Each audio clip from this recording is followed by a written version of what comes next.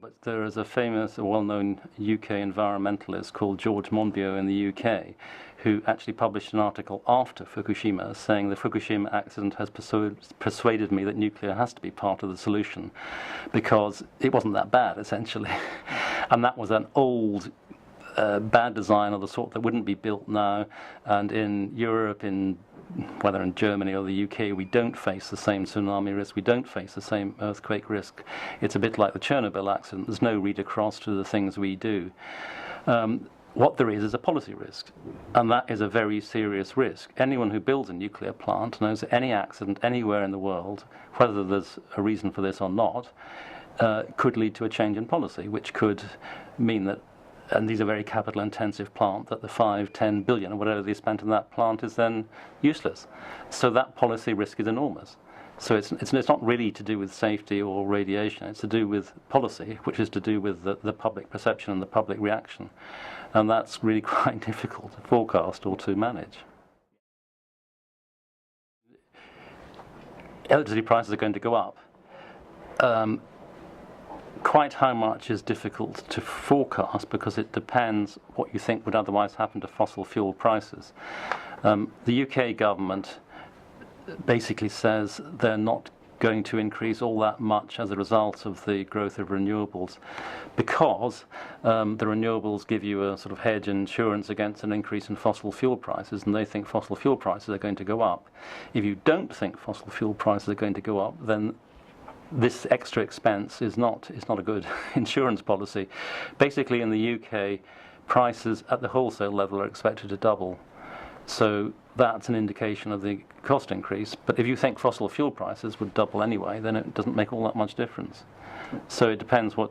So it's a long-term thing. It depends what you think. Obviously, the fact that the marginal cost of generation once you built the things is very low, means that there is indeed a genuine trade-off there between the risk of fossil fuel prices and the investment side of it.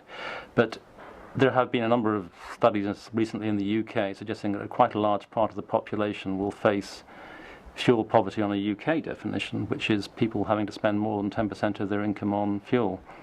So that definition may change. What politicians can do is, politically, is a long way below what is necessary technically, and what is achievable technically. It goes back to the policy side of it.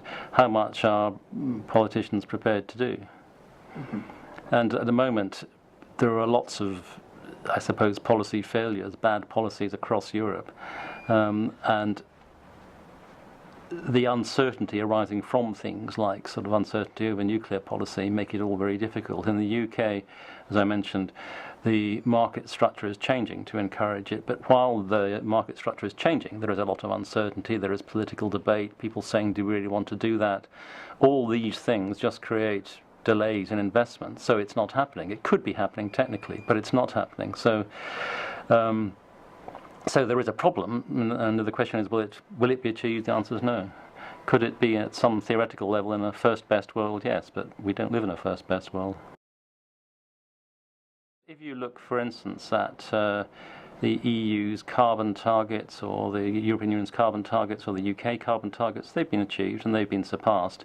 And a lot of US commentators said this can never be done, but it has been done. One of the main reasons it has been done is because of, as I said, a reduction in demand. Things can change, and if you look across Europe, there are quite a number of low-carbon countries. For instance, France and Sweden both have lower emissions per head than China. Mm-hmm. So although China always claims that it's a developing country and therefore entitled to that level of emissions, it is possible to have a high standard of living and low emissions. It's not. In fact, a large number of countries in Europe have achieved that already. It's not impossible to achieve that. It can be done, but I admit it hasn't yet been done, and we're not on track to doing it at the moment. I think there's going to be a different mix in all different countries of demand response, renewables, nuclear, and so on. And I'm not sure you can say the world is going in a single direction, because it's going to vary a lot where you are, what sort of country you are, and so on.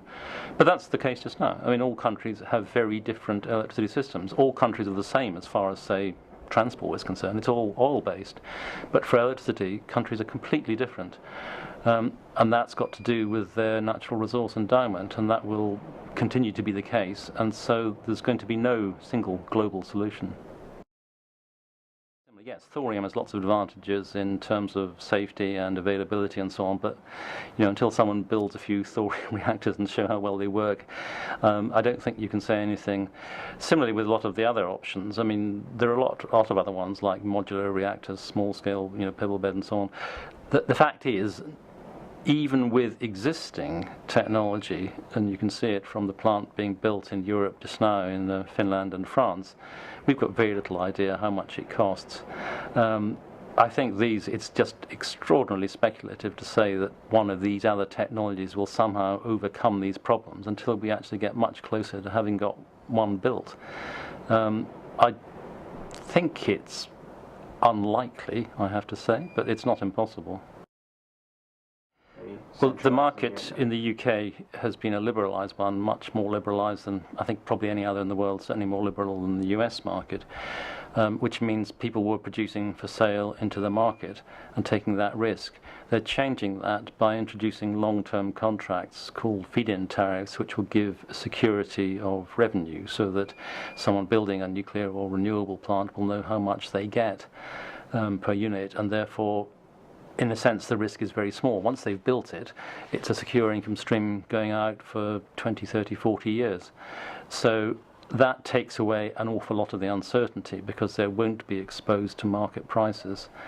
As you may know, in the UK, and so a similar thing happened in the US, about 10 or so years ago, a number of nuclear plants nearly went bankrupt because electricity prices went very low.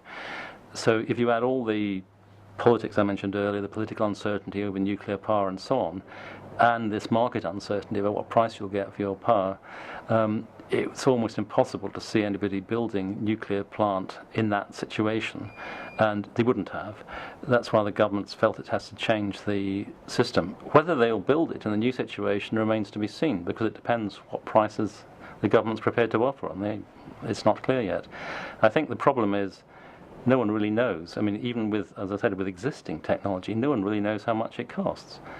The two plants being built in Europe, Flamanville and Old Kilboto, are both vastly over budget, vastly over time. Who knows what it would cost to build a new nuclear plant in the UK, or for that matter anywhere else in Europe? We haven't been building plants for years and years. China is doing it, and doing it quicker and cheaper, but probably the technologies and the safety standards wouldn't be acceptable in Europe.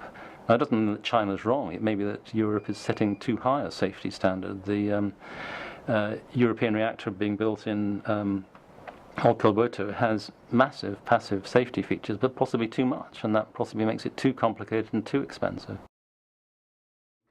Well, in Germany, they're building coal-fired power plants, so they have accepted that as part of the solution.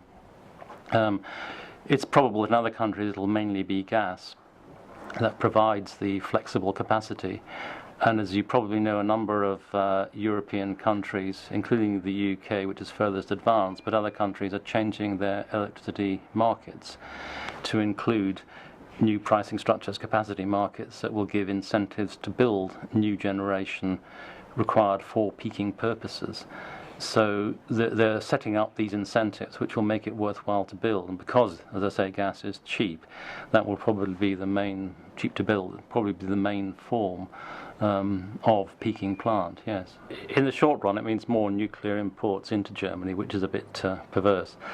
But it also has two other effects. One is what are called loop flows, because there are increasing amounts of power that now have to be transported from North Germany to South Germany, because most of the nuclear plant was in the south and most of the renewables are in the north, and because of the way electricity works, that leads to flows through other European systems, Poland and the Czech Republic and so on, and that's caused some problems and led to some sort of obstacles to trade, shall we say. It's also somewhat politically difficult at both ends. Germany, having decided to phase out nuclear, doesn't want to import lots of nuclear. France doesn't the impacts of nuclear exports to Germany on France are to push up market prices in France.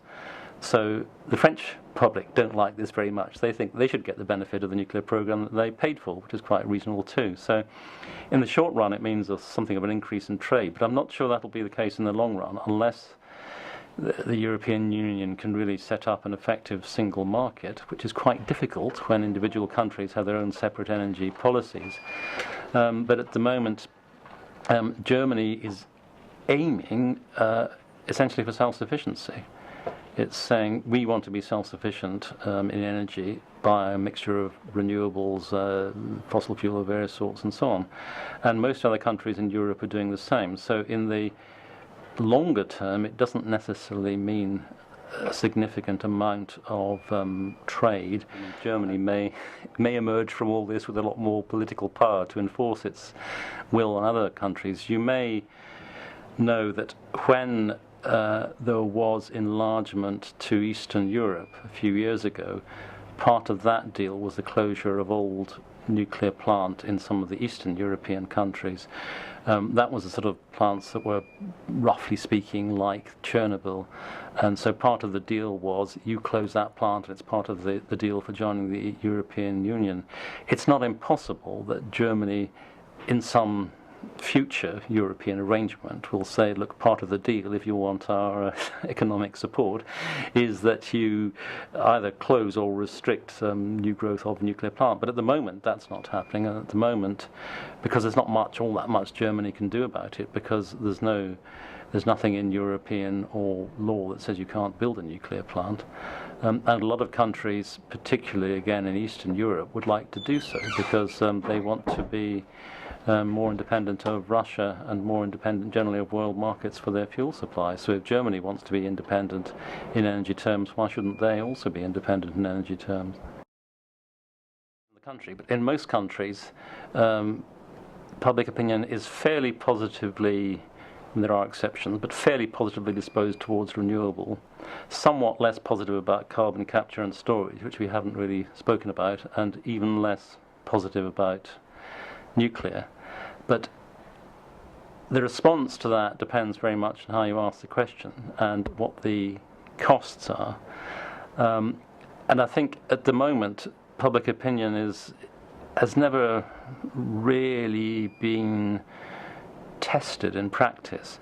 I think it's quite difficult to see how public opinion will play into this, because inevitably it tends to respond to short-term phenomena like, an accident in Fukushima or a rise in electricity prices. But these are very long-term issues. As far as the long-term is concerned, in Europe, most public opinion is happy with the idea of these very substantial carbon reductions. They agree it's needed.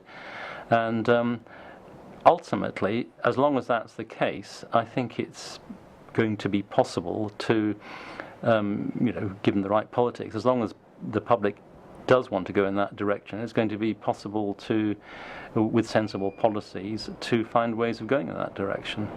But the trouble is, it's not all the top of politicians' priorities at the moment.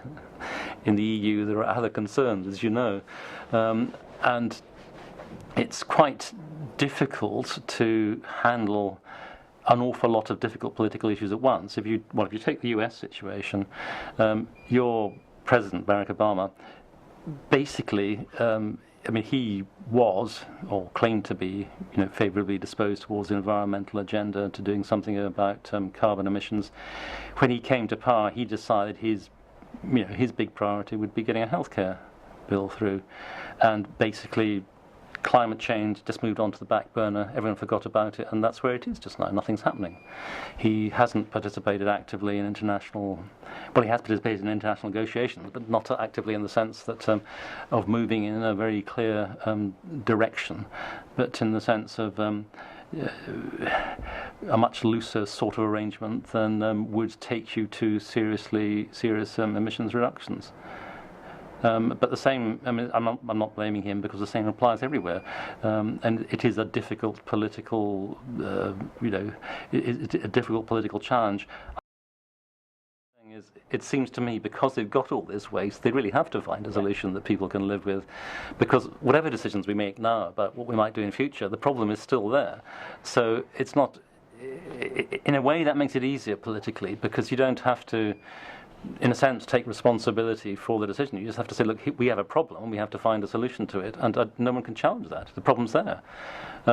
So ultimately, I think a solution has to be found, and will be found, because I don't think you can go on forever. I think, to be frank, part of the reason is because of increasing concerns about terrorism. I mean, surface storage is just too vulnerable to possible terrorist attack. Can you imagine the impact of some sort of bomb going off in surface storage somewhere? Whereas underground storage it doesn't give rise to such a bigger problem. I'm surprised in a way that terrorists haven't seen this yet, but it does seem to me to be something that must be concerning the authorities, and that they must see the need to do something about. I mean, there are risks with any energy source, but there are risks with everything in modern life. I don't actually think the risks with nuclear are all that great, but for a number of reasons to do with the way people perceive risk, they will be seen as greater, and that's an inevitable part of the politics of it. It's the sort of risk that is very scary to the public because it's invisible and because it's outside normal experience. In the end, I don't see any very clear way of solving that. If you one of the key issues is familiarity. If you take, say, mobile phones, there are risks from the use of mobile phones. They're not properly quantified, but because everyone's got a mobile phone and everyone knows that actually from day to day it's not a cell phones or it's not a problem, it's not perceived as a big public issue. If you take, say, gas cooking, when it was first introduced in the UK, they used to have to put little signs up on all the gas cookers saying, "Don't blow the flame out. This is dangerous." And it did indeed. There were indeed explosions because people who were used to candles and fires used to blow the flame out, the house filled with gas, and it exploded. If you try to introduce gas now and said we're going to introduce an explosive thing in a big network under all your cities, which could blow you up, you probably wouldn't be allowed to do it. But because everyone's familiar with it and uses it all the time, they don't have a problem. With radiation, I don't really see how you get round that. And it's the nature of nuclear that it's always going to be at 1 or 2 removes. So I think that's always going to be a problem. I'm not saying whether it should or shouldn't be. I'm just saying that that's the nature of the politics. And the only way ultimately to get round it is to have enough nuclear plant going on for years and years and years without any problem. But the problem with that is, as I was saying at the beginning, the problem could happen anywhere in the world and be seen as relevant. And there's no way you can guarantee that no nuclear plant anywhere in the world will ever have a problem forever. So I really see that's just a permanent problem. My name is Malcolm Keay. I'm a Senior Research Fellow at the Oxford Institute for Energy Studies.